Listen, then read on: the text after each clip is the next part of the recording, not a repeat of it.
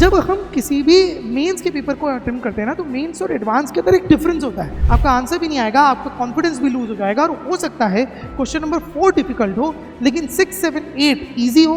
जो भी ज़्यादा मेहनत करते हैं ना, उनके साथ ये रहता है कि यार मैंने तो इस टॉपिक के अंदर ना मैंने बहुत सारा सॉल्व करा, तो ये वाला कैसे नहीं हो रहा मुझसे, ये मेरे लिए ईगो भी आ जाता है। एक बार वापस से एनालाइज कर लो कि भाई जो क्वेश्चन ने बोला था वही चीज़ मेरी अंडरस्टैंडिंग है ना। ऐसा तो नहीं कि क्वेश्चन कुछ और बोल रहा था, मैंने कुछ और कर दिया। 25 के 25 केमिस्ट्री में हो गए, फिजिक्स में 25 के 25 हो गए। इसका मतलब ये नहीं है कि तुम एकदम उछलने लग जाओ, एकदम ओवर एक्साइटेड हो जाओ। अभी इस इंस्टेंट पे मतलब जब मैं रिकॉर्ड कर रहा हूँ, it is almost 10th of January, और इस समय मतलब एग्ज़ाम जो है हमारी जेईई मेंस बहुत ही ज़्यादा क्लोज है। मैं ये एक सेशन लेके आया हूँ आप लोगों के लिए, ये बताने के लिए कि मेरे एक्सपीरियंस में जितने टॉपर्स रहे हैं उन टॉपर्स ने एग्जाम को कैसे अटेम्प्ट करा था। ठीक है, बहुत बार होता ये है, एक चीज बहुत बार ऑब्जर्व करी जाती है कि बहुत सारे स्टूडेंट, स्पेसिफिकली जब मेंस जैसी एग्जाम की बात आती है, तो उसमें होता ये है कि बहुत सारे स्टूडेंट्स ऐसे रहते हैं जिन्होंने जिनको आता बहुत कुछ है, लेकिन उनके रिजल्ट्स, उनके परसेंटाइल उतने नहीं आते जितने शायद वो डिजर्व करते हैं। अब ये आज के सेशन में मैं ऐसे ही कुछ चीज़ें आप लोगों से डिस्कस करना चाहता हूँ। मेरे एक्सपीरियंस में मैंने जितने टॉपर्स को देखा है, उन टॉपर्स, उन बच्चों के अंदर क्या वो डिफरेंस था, क्या चीज़ वो ऐसा अलग करते थे एग्जाम टाइम के बीच में, जिसकी वजह से उनके मार्क्स मैक्सिमाइज हो पाते थे, वो दूसरों से बेहतर परफॉर्म कर पाते थे। तो चलिए इस सेशन को स्टार्ट करते हैं।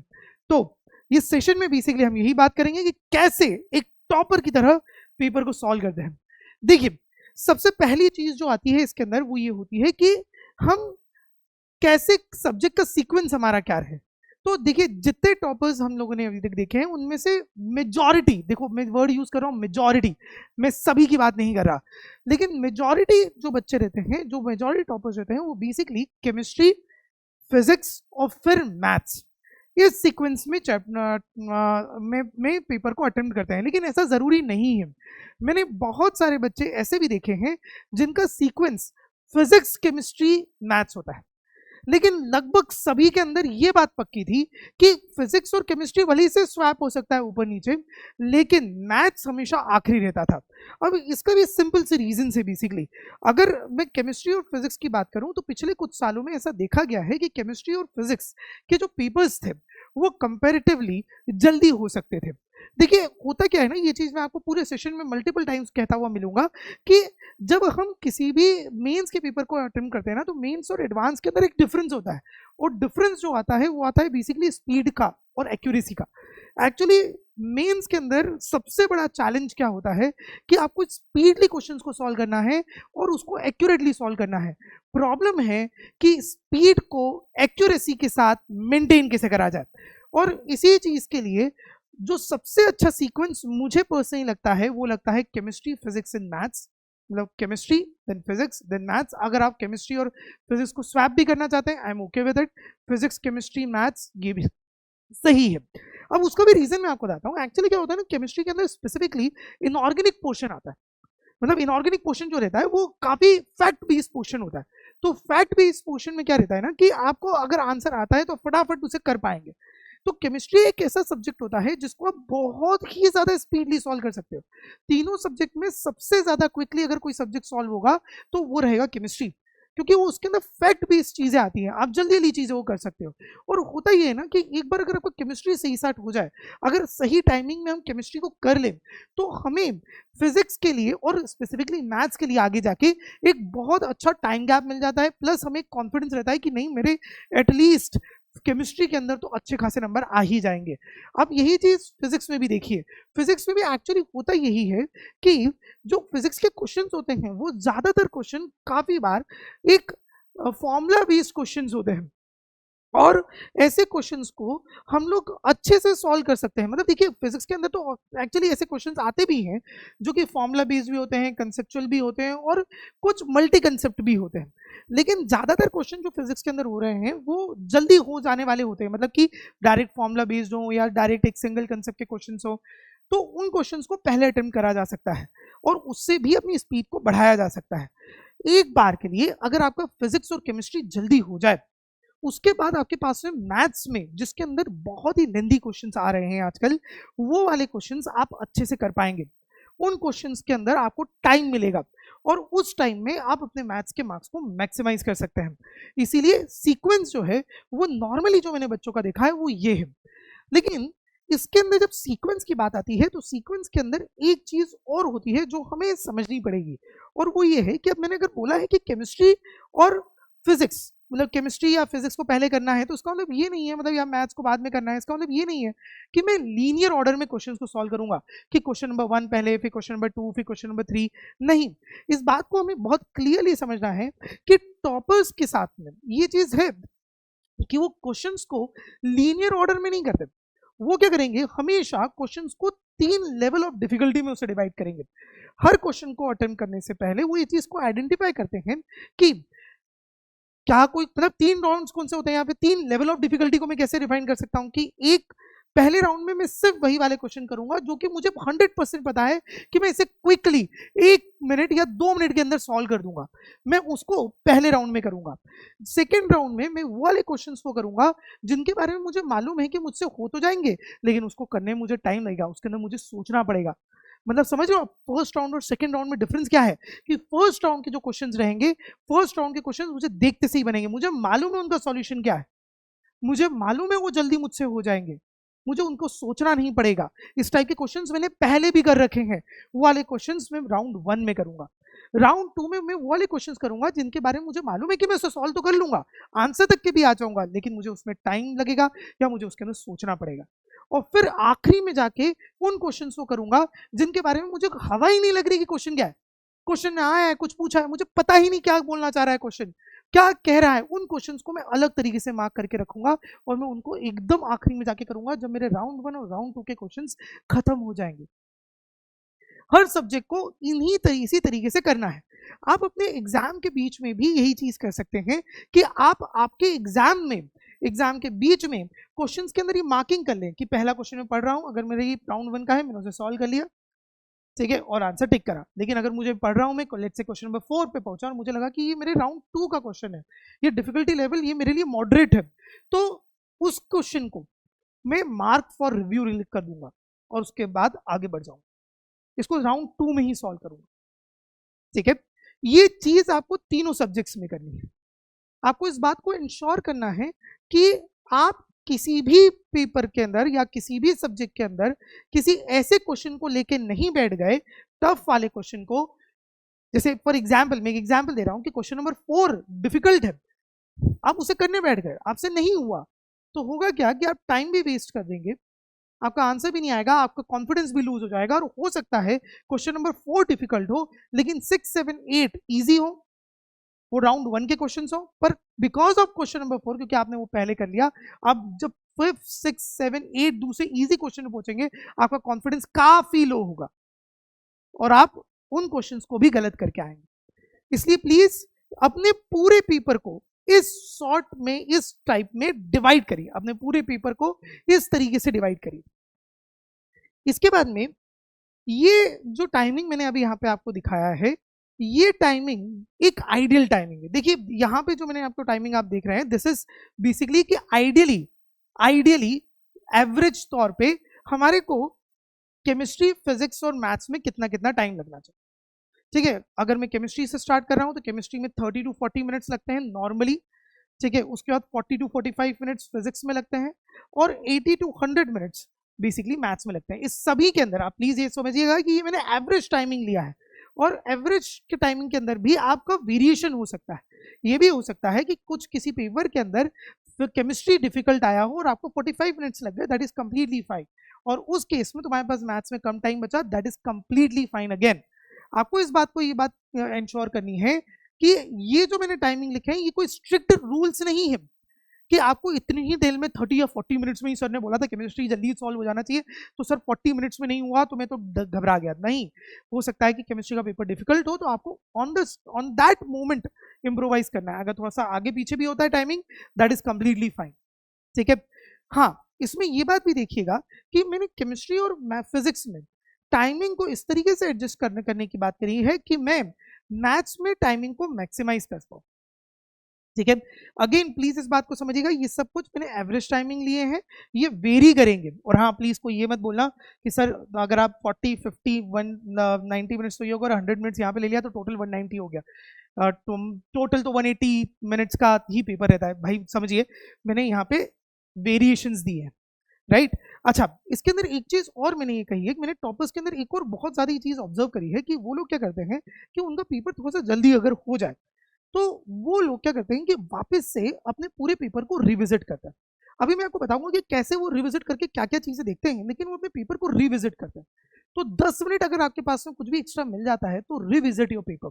जहां पे आपको ऐसा लगता है कि आपसे गलतियां होने के चांसेस ज्यादा है, उस सेक्शन को वापस से रिविजिट करिए। ज्यादातर देखा यह जाता है कि मैथ्स के अंदर नेगेटिव मार्किंग कम होती है क्योंकि आप ज्यादा टाइम देके सॉल्व करते हो, लंबे भी होते हैं, तो आप मतलब उसके अंदर आपको जब टाइम ज्यादा देते हो मैथ्स में तो फिर नेगेटिव मार्किंग भी या सिली मिस्टेक्स होने के चांसेस कम होते हैं। लेकिन सिली मिस्टेक्स सबसे ज्यादा जो होती है वो केमिस्ट्री और फिजिक्स में होती है। तो नॉर्मली जितने स्टूडेंट्स एकदम बहुत अच्छा करते हैं उनके पास 10 मिनट आखिरी का बच जाता है कि जिसमें वो केमिस्ट्री और फिजिक्स को रिविजिट करते हैं। और केमिस्ट्री और फिजिक्स को रिविजिट करके वो बहुत सारी छोटी छोटी चीज़ों को देख लेते हैं कि जैसे यूनिट्स वगैरह के अंदर कोई लफड़ा तो नहीं है, कोई प्रॉब्लम मैंने यूनिट्स के अंदर गलत तो नहीं कर दिया, या मैंने जो मार्क करा है वो सही है या नहीं है। कई बार मैंने ये देखा है कि गलती से क्लिकिंग हो जाती है माउस की इधर, या मतलब ए मार्क करना था गलती से बी मार्क हो गया, वो सब चीज़ों को वो देख लेते हैं जल्दी जल्दी, राइट। तो इस तरीके से हमने पूरे पेपर को डिवाइड करना है। अब देखो कुछ कॉमन मिस्टेक्स की मैं बात करता हूँ। देखो एक बहुत इंपॉर्टेंट चीज जो अच्छे बच्चों में, अच्छे स्टूडेंट्स के अंदर, किसी भी नॉर्मल स्टूडेंट के साथ में प्रॉब्लम होती है वो ये है कि यार मुझे ना, मतलब फॉर एग्जांपल मैं फिजिक्स की बात करता हूँ, मुझे मुझे ऐसा लगता है कि ये मुझे तो है ना magnetism, moving charge and magnetism के अंदर मुझे सब आता है, मैंने सब कर रखा है, मैंने बहुत सारी चीज़ सॉल्व करी है सर, मैं उसे करूंगा ही, मतलब मेरे लिए तो वो बहुत ही फेवरेट टॉपिक है, मैंने सब कर रखा है, मैं बहुत कॉन्फिडेंट हूँ। लेकिन इसमें एक बात आपको ये बात ध्यान रखनी है कि एक गोल्डन रूल होता है जिसको हम बेसिकली 90 सेकेंड रूल बोलते हैं। उसके अंदर बेसिकली ये है कि अगर मैं क्वेश्चन को पढ़ रहा हूँ, जैसे राउंड 1 राउंड 2, ये कैसे मैं समझूंगा ना कि राउंड 1 का क्वेश्चन है या राउंड 2 का क्वेश्चन है। तो कई बार जैसे मैं कई बार बच्चों को बोलता हूँ कि आपको है ना सिर्फ क्वेश्चन पहले राउंड में वही वाले करने हैं जो आपसे देखते से ही बन जाए, अपने क्वेश्चन अपने पूरे पेपर को राउंड वाइज सॉल्व करिए। तो कई बार बच्चे ये बोलते हैं कि कैसे मैं सर समझूं कि क्वेश्चन जो है वो राउंड 1 का है या राउंड 2 का है। तो एक सिंपल सा रूल मैं बताता हूँ जो मैं अपने बच्चों को बोलता हूँ, अपने स्टूडेंट्स को बोलता हूँ मतलब फॉलो करने के लिए, और बहुत सारे टॉपर्स इसको फॉलो करके उनको इम्पैक्ट भी पड़ा है। वो रूल बेसिकली मेरा है 90 सेकेंड रूल। मतलब बेसिकली ये है कि क्वेश्चन को पढ़ के अगर मुझे 60 से 90 सेकेंड्स के बीच में उसका पूरा सॉल्यूशन समझ में नहीं आया, मैं सॉल्व करने की बात नहीं कर रहा, मैं बात कर रहा हूँ कि मुझे समझ में नहीं आया कि मुझे क्या करना है। ठीक है, मैं क्वेश्चन पढ़ रहा हूँ, क्वेश्चन पढ़ते से 60 से 90 सेकंड्स के अंदर मुझे समझ में आ जाना चाहिए कि क्वेश्चन कैसे सॉल्व होगा, कैसे सॉल्व होगा, क्या स्टेप्स में फॉलो करना। अगर वो मुझे समझ में आ जाता है तो ही वो क्वेश्चन को मैं अटेम्प्ट करूंगा, नहीं तो उसको मैं राउंड 3 की कैटेगरी में डाल दूंगा। ठीक है, ये 90 सेकंड्स के अंदर अगर मुझे समझ में आता है तो ही मैं करूंगा, भले ही से वो अगर मुझे नहीं समझ में आया 90 सेकंड के अंदर कि वो क्वेश्चन को सॉल्व करना है, वो मेरे फेवरेट टॉपिक का क्यों ना हो, मैं उसे हाथ नहीं लगाऊंगा। आप प्लीज अपने ईगो में, ठीक है, ईगो ट्रैप में मत पड़िएगा। आपको इस बात के लिए मार्क्स नहीं मिलते कि आपको कभी, आपका सिलेक्शन इस बात के लिए नहीं होता कि आपने डिफिकल्ट क्वेश्चन कितने सॉल्व करे हैं, आपका सिलेक्शन इस बात के लिए होता है कि आपने टोटल कितने सॉल्व करे हैं, आपके टोटल मार्क्स कितने हैं। तो किसी एक क्वेश्चन के अंदर ईगो ट्रैप में मत फंस जाना, क्योंकि ये चीज मैंने बहुत सारे बच्चों में देखी। ऐसा लगता है, और जो भी ज्यादा मेहनत करते हैं ना उनके साथ ये रहता है कि यार मैंने तो इस टॉपिक के अंदर ना मैंने बहुत सारा सॉल्व करा था, सर ये वाला कैसे नहीं हो रहा मुझसे, ये मेरे लिए ईगो भी आ जाती है। भाई अगर तुमने ईगो पे कोई सी चीज ली तो दैट कैन बी फेटल, वो बहुत प्रॉब्लमेटिक हो सकता है। तो नथिंग ऑन योर ईगो, ठीक है। किसी को कुछ प्रूव नहीं करना है कि मुझे यही वाला टॉपिक मुझे अच्छे से करना है, ये कुछ नहीं प्रूव करना है अपने को टोटल मार्क्स के ऊपर ध्यान रखना है। और फिजिक्स और केमिस्ट्री में तो एक और चीज होती है कि अगर तुम्हें सॉल्यूशन समझ में भी आ जाए, जैसे फर्स्ट वाला क्राइटेरिया हो गया कि 60 से 90 सेकंड्स के अंदर अगर मुझे क्वेश्चन समझ में नहीं आया कि वो सॉल्यूशन क्या है तो फिर तो छोड़ ही देना है। लेकिन अगर मुझे 60 टू 90 सेकंड्स के अंदर क्वेश्चन में समझ में आ गया कि भाई उसे सॉल्व कैसे करना है, मैं सॉल्व करने बैठा, पर सॉल्व करने बैठते हुए मैंने ये देखा कि जैसे जैसे मैं क्वेश्चन के अंदर डीप में जा रहा था, हुआ ये कि मेरा जो क्वेश्चन था वो पता नहीं कैसे अपने आप ही कॉम्प्लिकेटेड होता गया, कहीं पे कैलकुलेशन ज्यादा हो गई, हो सकता है क्वेश्चन के अंदर कुछ इन्फॉर्मेशन ऐसी दे रखी है जो कि मतलब जो कि गलत ही हो। मतलब ऐसा अपन लोग देखते हैं बहुत बार कि मेंस के अंदर स्पेसिफिकली कुछ क्वेश्चंस ऐसे आते हैं जो कि अनडूएबल होते हैं। पिछले साल की ही बात है, पिछले साल 2 क्वेश्चंस ऐसे आ गए थे, 2-3 क्वेश्चंस ऐसे आ गए थे जिनको अगर आप सॉल्व करने बैठेंगे तो ह्यूमनली उनके कैलकुलेशंस करे ही नहीं जा सकते। उसको उन क्वेश्चंस के अगर आपको आंसर लाने तो आपको कैलकुलेटर यूज ही करना है। अब अगर आप उन कैलकुलेशंस के अंदर लेके बैठ गए और उसको स्टिक हो गए उनके ऊपर, तो आपके बहुत सारा टाइम खा जाएंगे। तो आपको फिजिक्स और केमिस्ट्री में स्पेसिफिकली इस बात को ध्यान में रखना है कि अगर किसी भी क्वेश्चन के तुम सॉल्व कर रहे हो, तुम्हें उसका सॉल्यूशन पता है, लेकिन 4 से 5 मिनट में तुम्हारा उसका आंसर नहीं आया है, तो भाई उस क्वेश्चन को पक्के से छोड़ देना, ठीक है, छोड़ के आगे बढ़ जाना। अगेन ईगो पे मत लेना कोई चीज, अगर तुमने ईगो पे लिया तुम प्रॉब्लम में फंसे, ठीक है। अब देखते हैं, अब कुछ चीजों में आपसे बात करना चाहता हूं जो कि एग्जाम डे टैक्टिक्स है, कि वो टॉपर्स जितने मैंने देखे हैं वो लोग बेसिकली कैसे चीजों को करते हैं, कैसे क्वेश्चंस को अटेम्प्ट करते हैं, वो वाली चीज को बारे में आपसे मैं डिस्कस करना चाहता हूं।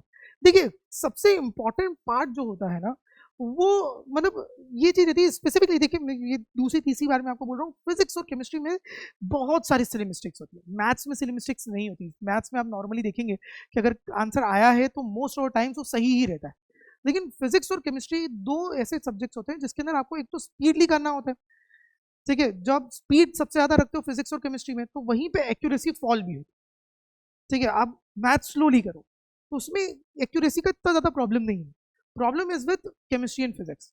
तो उसके अंदर ना सिली मिस्टेक्स बहुत ज्यादा होती है, जल्दबाजी, क्वेश्चन गलत पढ़ लिया, कुछ कैलकुलेशन मिस्टेक्स हो गए। तो जितने मैंने बच्चों को देखा है, जितने मैंने टॉपर्स को देखा है कि वो टॉपर्स बेसिकली किस तरीके से इस क्वेश्चन इन क्वेश्चन मतलब अपनी सिली मिस्टेक्स को कवर करते हैं, वो कुछ टेक्टिक्स मैं आप लोगों से शेयर करता हूँ। सबसे पहली चीज तो ये है कि आपके जितने भी कैलकुलेशंस हैं, ठीक है, वो आप अच्छे से लिखिए। देखिए इन 2 पॉइंट्स की मैं बात कर रहा हूँ, ये पॉइंट नंबर 1 और ये पॉइंट नंबर 3। मैंने ये देखा है कि जितने भी टॉपर्स होते हैं ना, वो बेसिकली उनकी जो रफ शीट होती है उसको अच्छे से मेंटेन करते हैं, मतलब उनके रफ शीट में अलग से समझ में आता है कि क्वेश्चन नंबर 1 है, क्वेश्चन नंबर 1 के अंदर ये वाले स्टेप्स मैंने फॉलो करे। बेसिकली मैं इसलिए बोल रहा हूँ क्योंकि आपको आंसर मार्क करने से पहले एक बार मैं आपसे बेसिकली ये चाहता हूँ कि आप वापस से अपने पूरे के पूरे सॉल्यूशन को देख लें, एक नज़र घुमा लें, क्वेश्चन को ध्यान से देख लें कि कहीं कुछ मिस्टेक तो नहीं करी, लगाने से पहले डबल चेक कर लें, स्पेसिफिकली उन क्वेश्चंस के अंदर जिसमें थोड़ी कैलकुलेशन मिस्टेक्स हो सकती है, कुछ सिली मिस्टेक्स हो सकती है, ठीक है। एक और बहुत ही इंपॉर्टेंट पॉइंट ये होता है कि आपको क्वेश्चन के अंदर कुछ वर्ड्स को बहुत ही ज्यादा इंपॉर्टेंस देना है, जैसे नॉट, एक्सेप्ट, इनकरेक्ट। क्वेश्चन ने पूछा है इनकरेक्ट, आपने करेक्ट ढूंढ बैठे, कई बार ऐसा होता है, क्वेश्चन ने पूछा इनकरेक्ट स्टेटमेंट बताओ, ठीक है, 4 स्टेटमेंट से उसमें से इनकरेक्ट बताइए।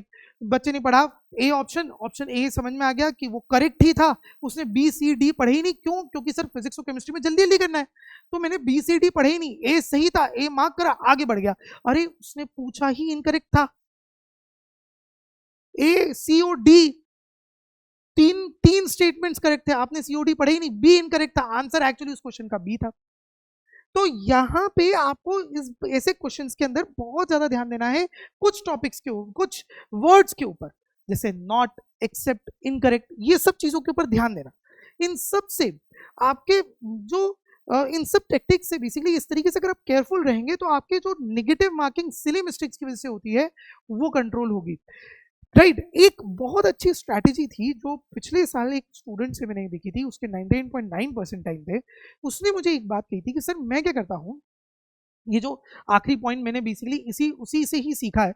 देखिए बच्चों, हम लोग तो जो भी सीखते हैं वो आप ही लोगों से सीखते हैं, ऐसा नहीं है कि हमारे ये बनाए हुए खुद की चीजें हैं, बच्चे करते हैं और हमारे एक्सपीरियंस में जितने टॉपर्स रहे उन्होंने क्या क्या चीज करी वही मैं आपसे शेयर कर रहा हूँ। मेरी ये इनमें से कोई सी भी चीज मेरी खुद की नहीं है। ये जो आखिरी पॉइंट है ये भी पिछले साल ही मुझे एक 98.9 परसेंटाइल स्कोर करने वाले बच्चे ने बताया था कि वो क्या करता था कि जब भी क्वेश्चन को सॉल्व करता था, ठीक है, क्वेश्चन सॉल्व करा, क्वेश्चन पढ़ा, क्वेश्चन को सॉल्व करा, और क्वेश्चन को जब मैं मार्क कर रहा हूँ ना, आंसर आ गया मेरा, भले से स्टेटमेंट वाले क्वेश्चन हो या फिर मतलब थियोरेटिकल क्वेश्चन हो या न्यूमेरिकल क्वेश्चन हो, मेरा आंसर आ गया जो मुझे लगता है मैंने निकाल लिया। अब लगाने से पहले उस क्वेश्चन को रिपीट करो, मतलब आप क्वेश्चन को वापस से पढ़ो, सिर्फ क्वेश्चन को वापस से पढ़ो और खुद से ये क्वेश्चन पूछो कि जो क्वेश्चन ने बोला है क्या मैंने वही सॉल्व करा है। एक बार वापस से एनालाइज कर लो कि भाई जो क्वेश्चन ने बोला था वही चीज मेरी अंडरस्टैंडिंग है ना, ऐसा तो नहीं कि क्वेश्चन कुछ और बोल रहा था मैंने कुछ और कर दिया। क्वेश्चन ने चार्ज को सेम रखने के लिए कहा था, मैंने पोटेंशियल को सेम कर दिया। ऐसा कुछ उल्टा सीधा काम तो नहीं कर रखा है, इसलिए क्वेश्चन को रीड करो। और कब कब करना है? क्वेश्चन सॉल्व कर लिया, आंसर आ गया, मार्क करने के ठीक पहले क्वेश्चन को वापस से पढ़ो। उससे तुम्हें समझ में आ जाएगा कि मैंने पूरे क्वेश्चन में क्या करा है।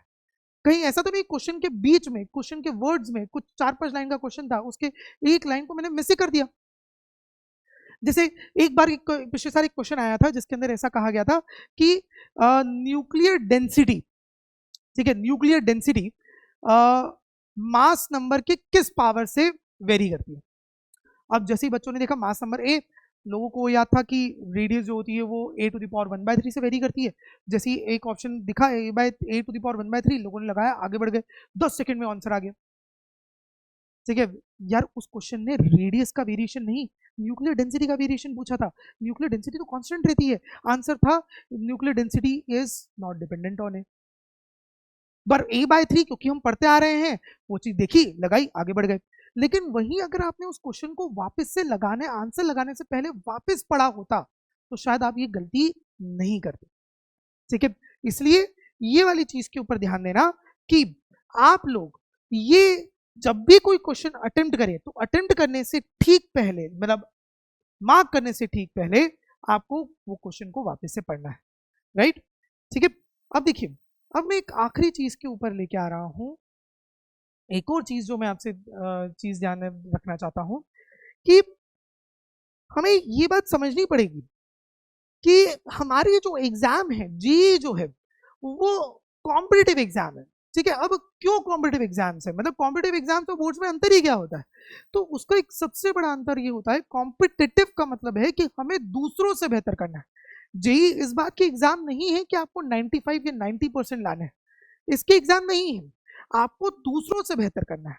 देखिए, जब आप जेईई के शिफ्ट में बैठे होगे तो आपको नहीं मालूम कि आपका जो पेपर आया है, जो शिफ्ट आया है, वो कैसा है, वो इजी शिफ्ट है, डिफिकल्ट शिफ्ट है, आपको नहीं पता। ठीक है, आपको आपको ये चीज उस समय समझनी पड़ेगी कि कुछ, जैसे एक एग्जांपल से मैं आपको बताता हूँ, मैं ये फाइनल क्रक्स में आपको बाद में बताऊंगा, मैं आपको कुछ स्टैट्स लेके आया हूँ। पिछले साल कुछ शिफ्ट्स ऐसे थे जिसका 99 परसेंटाइल का कट ऑफ बेसिकली 148 गया, 148 काफी कम हो गया। और उसी साल कुछ ऐसे शिफ्ट्स थे जिसके अंदर 99 परसेंटाइल का कट ऑफ 208, 207 या 210 के आसपास गया। अब आप सोचिए, जिस पेपर में 148 का 99 परसेंटाइल का कट ऑफ था, उस पेपर में 99.9 पता है कितने मार्क्स पे आए? 214 मार्क्स पे, 214 मार्क्स पे 99.9 परसेंटाइल आ गए। और वही 214 मार्क्स अगर इस पेपर में लाते जिसमें 210 का 99 परसेंटाइल का कट ऑफ है, तो उनका परसेंटाइल कुछ 99.1 या 99.2 रहता। और सोचिए कि अगर किसी के 190 मार्क्स होते इस पेपर में 148 वाले में, तो उसका परसेंटाइल बहुत अच्छा होता, लेकिन वही 190 मार्क्स इस पेपर में काफी कम होते। तो यहां पे मैं बेसिकली तुमसे क्या कहना चाह रहा हूं कि आपका पेपर कैसा आएगा आपको नहीं मालूम, आपको ऑन द स्पॉट ये चीज समझनी पड़ेगी कि अगर आप एग्जाम में थोड़े से भी पैनिक करते हैं तो आपका जो आपके साथ में बैठे हुए जो दूसरे बच्चे हैं, जो आपके कॉम्पिटिटर्स हैं, वो आपसे ज्यादा अच्छा परफॉर्म कर देंगे। अगर वो पैनिक नहीं हुए तो वो तुमसे 2 क्वेश्चन ज्यादा करेंगे और वहीं पे वो आगे निकल जाएंगे। बात मार्क्स की नहीं है कि मतलब कि मुझे 90% चाहिए या 210 नंबर चाहिए या 220 नंबर चाहिए या 250 नंबर चाहिए। बात है कि आपको दूसरों से बेहतर करना है, और दूसरों से बेहतर करने के लिए आपको इस बात को इंश्योर करना पड़ेगा कि अगर पेपर डिफिकल्ट है तो तुम्हें अपने आप को नर्व को कंट्रोल करना है।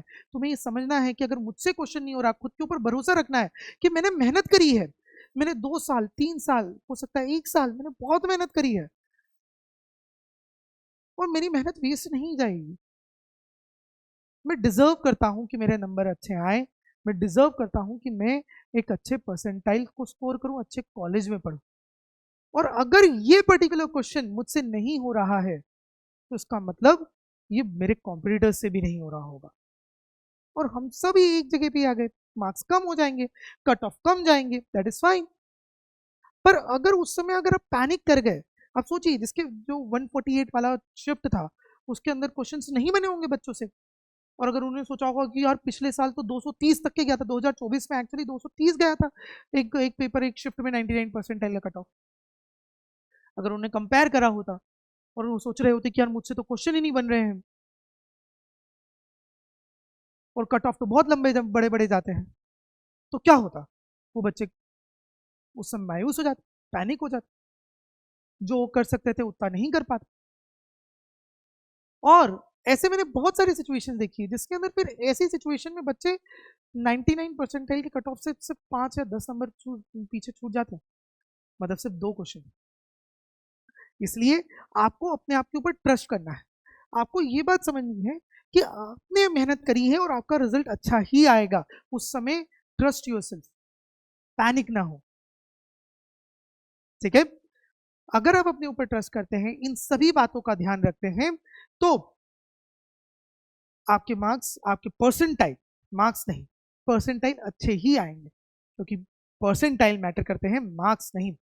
ठीक है, अगर डिफिकल्ट पेपर हुआ तो भी काम डाउन रहिए, लेकिन उसके अंदर ये बात भी ध्यान रखिएगा बच्चों कि अगर सारे क्वेश्चन एक साथ होते जा रहे हैं मुझसे, 25 के 25 केमिस्ट्री में हो गए, फिजिक्स में 25 के 25 हो गए, इसका मतलब ये नहीं है कि तुम एकदम उछलने लग जाओ, एकदम ओवर एक्साइटेड हो जाओ। ठीक है, एक्साइटेड इलेक्ट्रॉन मत बन जाना। तो कोई भी सिचुएशन है, what I want from you is कि आप लोग अपने आप को कंप्लीटली न्यूट्रल रखें, ना आप बहुत ज्यादा एक्साइटेड रहेंगे, ना ही आप अंडर कॉन्फिडेंट हो जाए। ठीक है, राइट।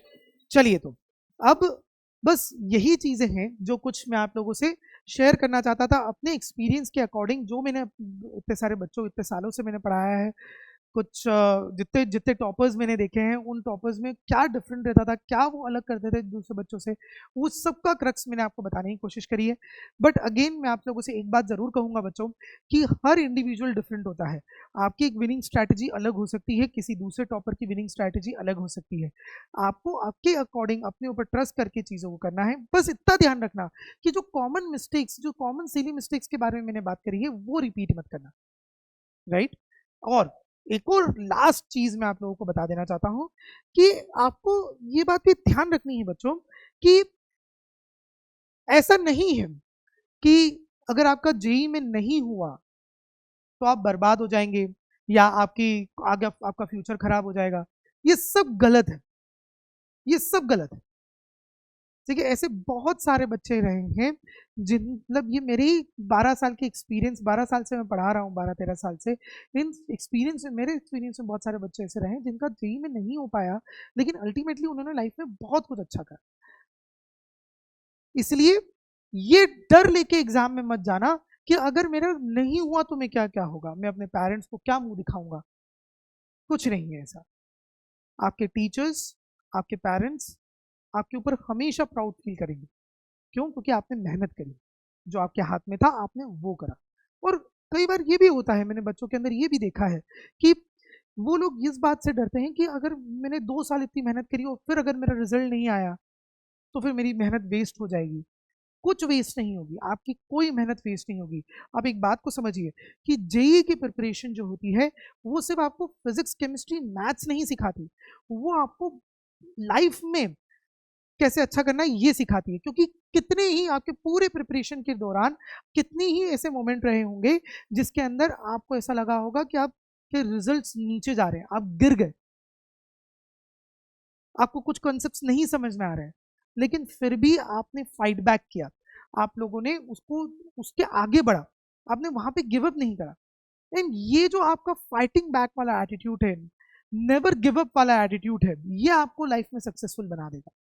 तो डोंट वरी, इन मार्क्स से, इन जेई के मार्क्स से या जेई होगा तो ही लाइफ में कुछ अच्छा होगा, ये सब कुछ नहीं है। हाँ, ये बात जरूर है कि अगर जेई अच्छे से हुआ, आईआईटीज में हम पहुंचे, एडवांस हमने अच्छा किया, तो हमारी लाइफ और ज्यादा अच्छी रह सकती है, ये बात ठीक है। लेकिन ये बिल्कुल गलत है कि अगर नहीं हुआ तो मैं बर्बाद हो जाऊंगा, नथिंग लाइक दैट। तो बर्डन भी अपने ऊपर से हटाइए, कोशिश करिए कि आप एग्जाम टाइम में अपना बेस्ट दे सके, इससे ज्यादा की किसी की रिक्वायरमेंट नहीं है। ठीक है, चलिए, having said all these things, all the best यार, अपना बेस्ट देने की कोशिश करना। चलिए।